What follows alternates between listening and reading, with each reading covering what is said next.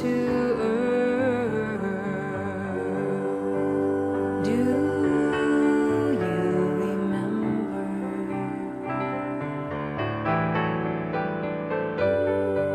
Why have we taken birth? Do you remember?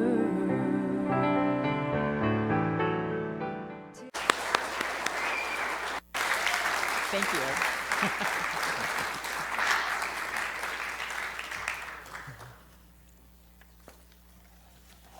If you want some dirt on Reverend David, you should pay me later. Because I have a little bit. I could tell you some things. Or you could pay me not to. It's all a fundraiser, right? Thank you. It is a pleasure to be here. I really got to spend the day yesterday with some of your top leaders, and I'm honored to be here with you today because you're an amazing community. Just wow. Let's give yourselves a hand. It is a pleasure. So I'm going to talk today about something you rarely hear in a religious science church. When I first started going to the Center for Spiritual Living with David in Seattle, one of my friends used to call it, "Are you going to the feel-good church? You still going to the feel-good church?" Because we teach positive thinking. We teach that what you think, you can manifest. That if you can create it in your mind, you can experience it in your reality. And we do learn in this teaching that we can transform our lives by the power of our minds and create a new reality. So most of the time, we're creating the reality we want to see. And that shadow stuff, we just kind of like put back in the closet, which is where it lives a lot anyway. So it's not often that we talk about it. We're going to talk about it today. Carl Jung, who's probably the father of shadow work in modern therapy, called the shadow our unconscious dumping ground for our undesirable characteristics. And he had a story he loved about this. And it's an ancient story about artesian waters. And the artesian waters would come up through the ground and bubble up. And in ancient cultures, civilization grew around those wells. That was life-giving. And so people would come to the wells and fill their jars with water and take it to their homes. And life thrived, gardens thrived, people lived, and that was the essence of civilization, was around these artesian wells. But what would happen over time is that some people would see this as a little entrepreneurial moment, and so they would build a fence around the well, and they would start charging people to come to the well, and they would, then they could, because they had the monopoly on the well, they could increase the prices, and the water didn't like this. The water didn't show up for that. So the water would just quietly disappear and go somewhere else. Well, the greedy owners of the wells wouldn't even notice the water wasn't there because they were never about that to start with.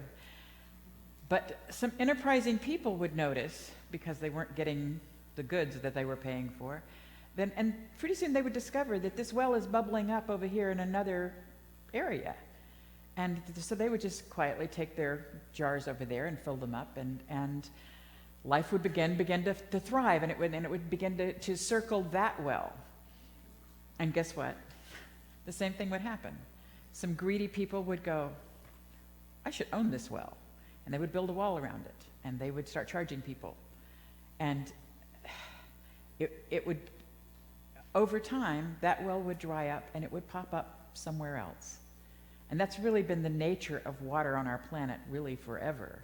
And also the nature of greed on our planet. And I think one of the reasons that Carl Jung likes that story is it's really a very accurate picture of the shadow.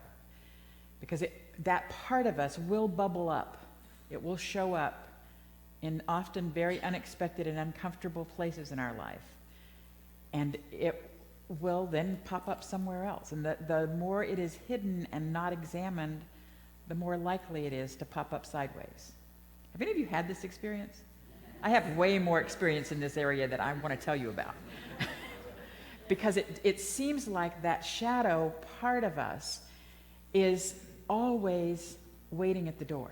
And it is really, there is a yin-yang in our very existence, and that the level at which we embody good is the level at which the shadow operates. And so it's there. It's not, none of us are absent of shadowness. It's there.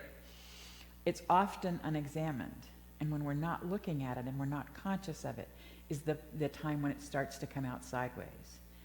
And in fact, it seems to me like the bigger the light, the bigger the dark. And you can certainly see that all over our media of celebrities, that it seems like at the time that they are in the biggest spotlight is when the shadow shows up. Thinking about Jimmy Baker, the televangelist that reached hundreds of thousands of people sitting in jail. Tiger Woods. Could you make more money hitting a ball around than Tiger Woods? And here's all this anger and abuse and just Larry Craig, there's another one.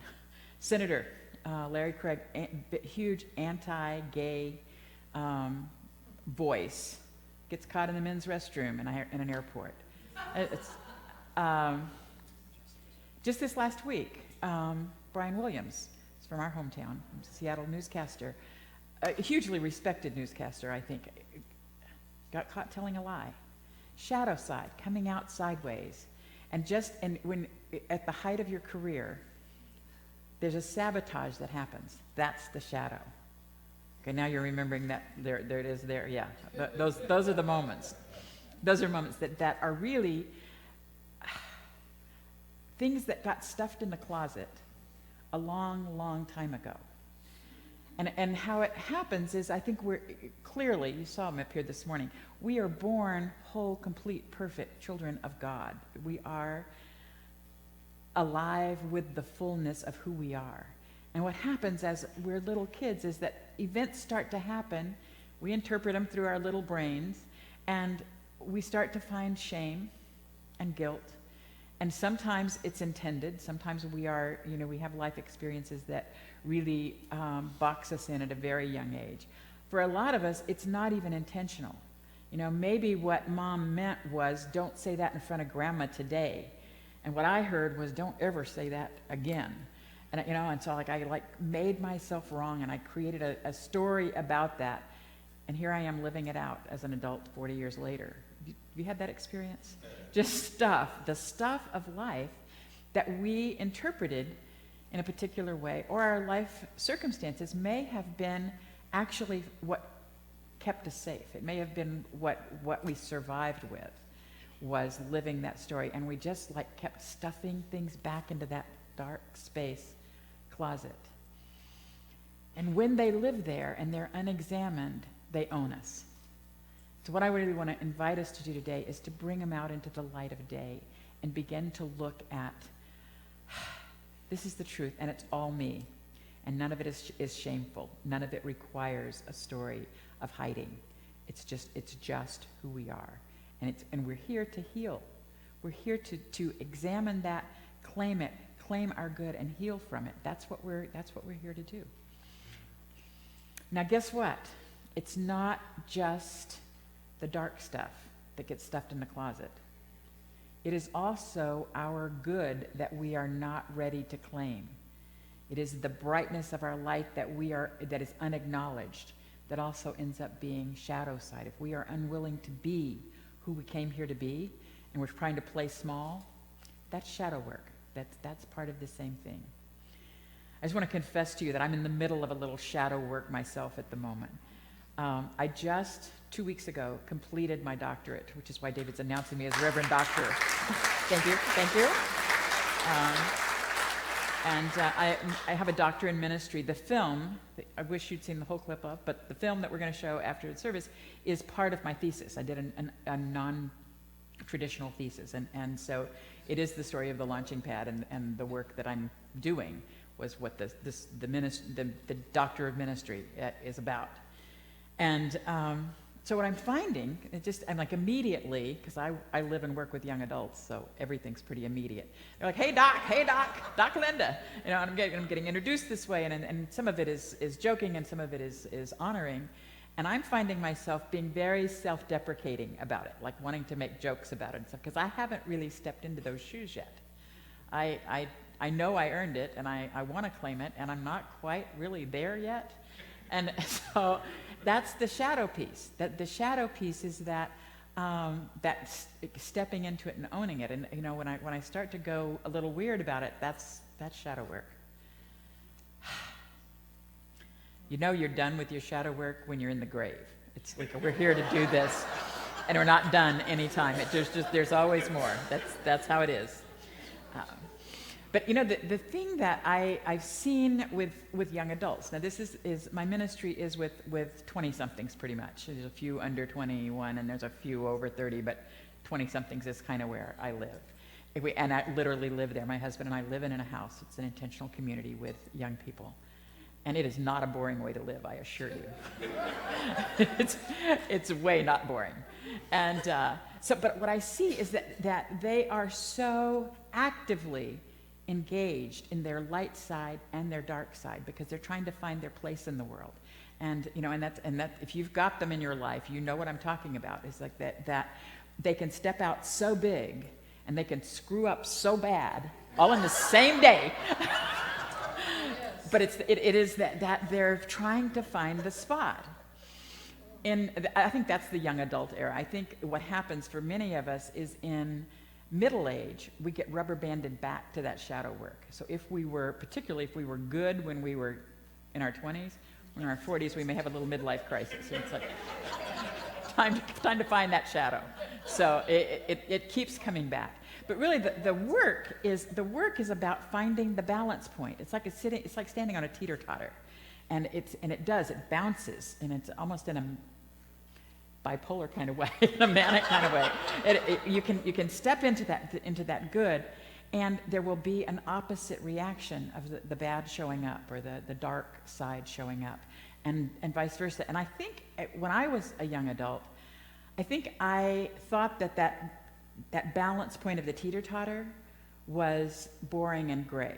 It was all on grayscale, that it was like, that would be like not feeling anything. Who wants that? So I was going for the highs and the lows, I think, a lot. And I want to tell you that today, that feels like the most dynamic spot. Like to find that place of balance, not to not feel the light or the dark, but to consciously be the one who chooses and to hold the balance. That dynamic tension is, I think, the juiciest part of life. And I really want to invite you to revise your story about what the highs and the lows might look like. Because there's a spot to stand, and it's going to be your spot to stand. It's not going to be my spot. It's your spot to stand that allows for some balance to happen in all of that. It's a good thing. We are not bound to repeat our shadow work. It's not something that we have to relive over and over again. Once we own it, once we bring that into the light of day and release the shame story around it, boy, what is that? Just once you see it, it's like, I'm so embarrassed. I am humiliated. I am like, or I'm so angry. It's like there's so much pent-up emotion tied in it. But when you bring it into the light of day, first of all, let me just assure you, you do not have to do that publicly. In fact, we in this community probably prefer you not to, publicly. But privately, when you start to look at it and own it and see where the story goes, like, how did I get to that? This makes no sense. Well, when did I feel that way? You start, like, traveling back, and it's like, oh, it's when I got told this, and I felt this, and I decided this, and I'm still living that. That's the inner work. It's like really being willing to look at where this story came from, and I can now choose a different story. The reading that we had today is really about, you can birth yourself into a new life by choosing a different story, but only when you're conscious of the story that's been running us. It's once we bring it into the light, we can do something with it. That's the best news that we teach, is that we have the power to change it once we look at it. I think that shadow side is also true in communities. And it was some of the work that we did yesterday here in this community, is we had to release some sacred cows and some old stories and the way we've done things and the way what we've believed about it. And that's true in organizations. It's true in countries. And the story collectively that we're living out in our country, that China's living out, that other, every country has, there's a collective story, and the story has a lot to do with the shadow that is unacknowledged. So it's everywhere. So it's in, the part we have the most control over is this one, the place where we're living it in our individual lives. And as we begin to let go of the shame and let go of the story, we are not doomed to repeat it. The light of day is what allows it to dissipate. So we can claim who we are. We can claim what we want. And it requires courage. You know this. To look at all of who I am. To let go of the story of I'm only this way because she did this to me. I'm only this way because I didn't have the opportunities that some other people had. If I had been able to go to college, or if I had not had that terrible first husband, blah, blah, blah, blah, blah. We have made up a big story about what got us into this place that we are stuck with. And the story is what hides the reality of the shadow. So just part the curtains a little bit and look inside the closet. What got us to this moment in time? And here's the truth behind whatever got us there. I promise you this is true. We are all of us, all the time, doing the best we can with what we have at the time. When we were little making those decisions, we were making those decisions based on the very best judgment we had from the perspective we had of what was going on at the time. And by the way, those people that may have abused us or harmed us or gave us those stories, they too were doing the very best they could with what they had at the time. It's human nature. We all are. If we knew better, we'd do better. But we're working with what we have, and what we have in a particular situation is the life circumstances that have brought us to this moment in time, and the decisions we make. If we had a different perspective, we might have made different decisions. So the work is really to forgive ourselves first. Forgive ourselves for having gotten to this place. Because we got to this place really trying as hard as we could to do the best we could. And you know that's true. Yes. That totally is, we're doing the best we could. And, and then, I can easily then start bludgeoning myself with that's the best you could do? Really? I don't know, I'm probably the only one that does that, right? But we have been, we still are doing the best we can with what we have. And how healing to simply own that and forgive ourselves for what we did when we didn't know better. Forgive the people, after we forgive ourselves, the next round out is to forgive those people who have done to us. Because we don't know, or maybe we do know, the life stories and circumstances that brought them to be the people that they are. And it's the same way that in our lives, out of nowhere, the shadow pops out and says something mean and hurtful to somebody. Or maybe it comes out and blows up our whole life. I've done that once or twice. And the damage around it is sad. And it's real. And, and my children come back to me, my adult children come back to me now and go, you know what, I lived a long time with that. You should pay for my therapy. Yeah, I did those things. I'm not paying for your therapy, but I did those things. And when I can forgive myself for that, and I can forgive those people that did it to me, that shadow begins to fade. And there's more spaciousness in my life. And that's really what I want to invite you to do, is forgive yourself for not doing better when you did the best you could. Forgive those people who did it to you, or maybe still doing it to you. Maybe it's your spouse, your boss, your child, your whoever in your life now.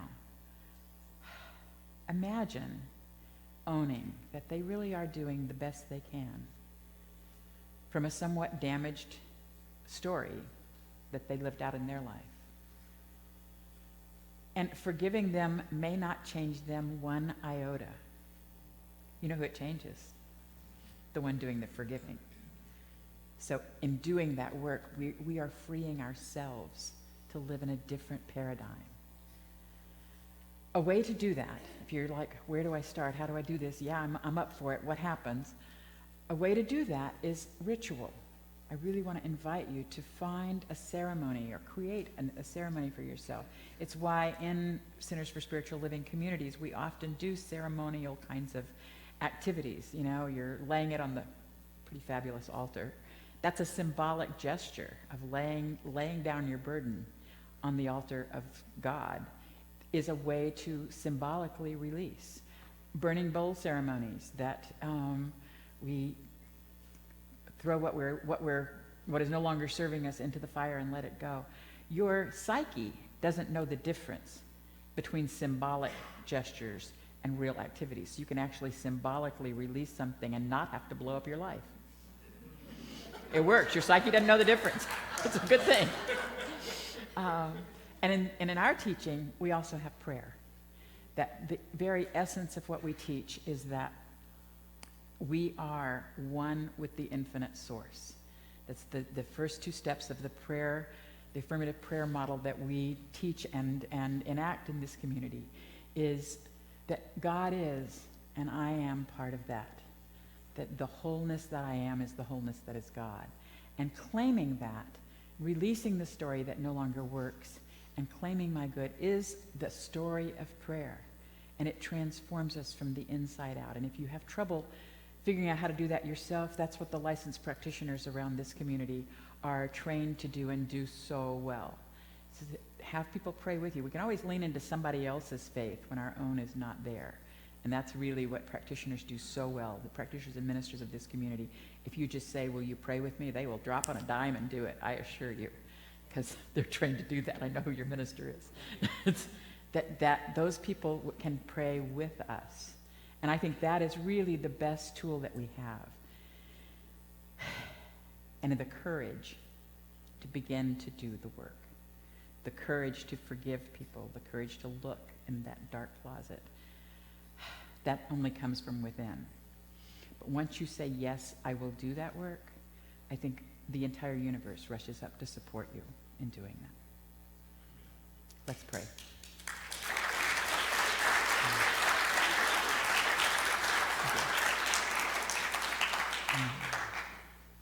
Let's just go to a place of prayer. And in whatever way you do that, just allow yourself to turn within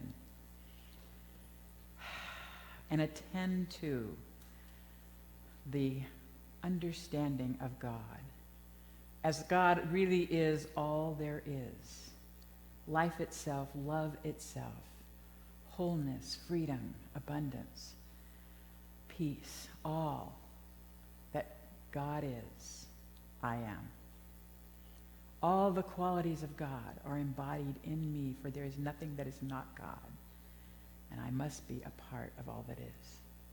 And that is not only true for me, that is true for every person in this room, every person in the city of Redding, indeed every person on the planet. We are all expressions of that one life. It is expressing in and through us all the time. Yea and amen to that. And so it is from that place of knowing our connectedness to life itself that I speak this truth, knowing that the shadow and the light are all God.